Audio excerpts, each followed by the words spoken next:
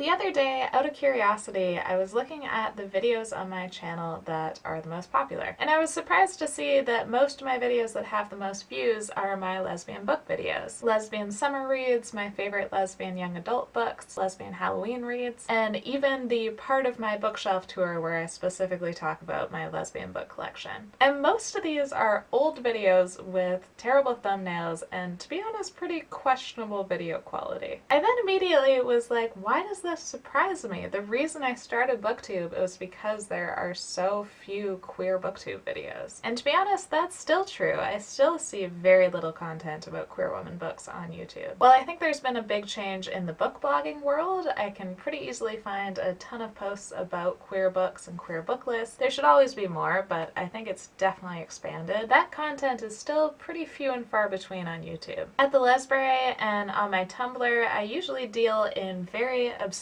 or specific requests about queer women books, or I point people towards resources of lists of hundreds of books on more general topics like young adult books or mysteries. But I've realized that on BookTube there's still a demand for pretty basic videos about queer books. So today I thought I would talk about queer women in fantasy books. I don't consider myself an expert on lesbian and bi women in fantasy, but I've definitely read quite a few that I really like, so I thought I would share my favorites. The first one I want to talk about is Of Fire and Stars by Audrey Coulter. This is the queer YA fantasy I've always dreamed of. It's about two princesses who fall in love, but it's also about court intrigue, betrayal, and suppressed magical powers, as well as a lot of horses. It's set in a world where same-sex relationships aren't looked down on. I completely fell in love with this book, and I'm so glad that it's around for queer teen girls today. And of course, I can't have a queer fantasy list without mentioning Shira Glassman and her Mango First books. Beginning with the second Mango, this is a series set in a Jewish fantasy world, and it includes a whole range of diverse representation, including a demi-romantic character. I've only read the first book so far, but I thought it was really fun, and I've heard the series really improves from there, so I'm looking forward to continuing on with it. And keeping in the classic fantasy vein, I really enjoyed Fire Logic by Laurie Marx. This is another book set in a world without homophobia. It's also a traveling quest story, which I always really enjoy. I was a little bit overwhelmed at first being thrown into this world, but I quickly acclimated and ended up really enjoying it. And also, these covers have gotten a new redesign and they are beautiful. Kushiel's Dart by Jacqueline Carey is not what I would call a light read. It's 900 pages packed with religion, politics, and hardcore BDSM sex. It's tastefully done, I thought, but it's a big part of the novel. Phaedra is a servant of Nama, a sex worker, which is a profession that is semi-spiritual and respected in this world. She uses this to glean political information from her clients, which are both men and women. She does have more relationships with men in the book, but I would argue that the most significant relationship she has is with another woman. Another bisexual fantasy book, but one that is set in our world, is Indigo Springs by A.M. Della Monica. This is an eco-fantasy book about our world being contaminated with magic. We start the book seeing the devastation that has happened because of this infestation of magic, and then you kind of jump back in time to see what led up to it. This is the sort of classic bisexual book trope of a love triangle with a male and female love interest, but I thought it was pulled off pretty well in this one. I will say that I didn't really enjoy the sequel, but I think this works pretty well as a standalone. And then there's Assault Roads by Nayla Hopkinson, who's one of my favorite writers. Her books are always an experience to read. This story bounces around different time periods, settings, and point of view characters who are all linked together through their relationship with this goddess. It has a focus on racism, slavery, and colonialism, and also has several queer characters. It isn't linear, so you are rocketed from place to place and jump through time, but it's compelling and fascinating throughout. I'm going to cheat and include another one of Nayla Hopkinson's books just because I love her writing so much. This collection isn't entirely queer, but the novella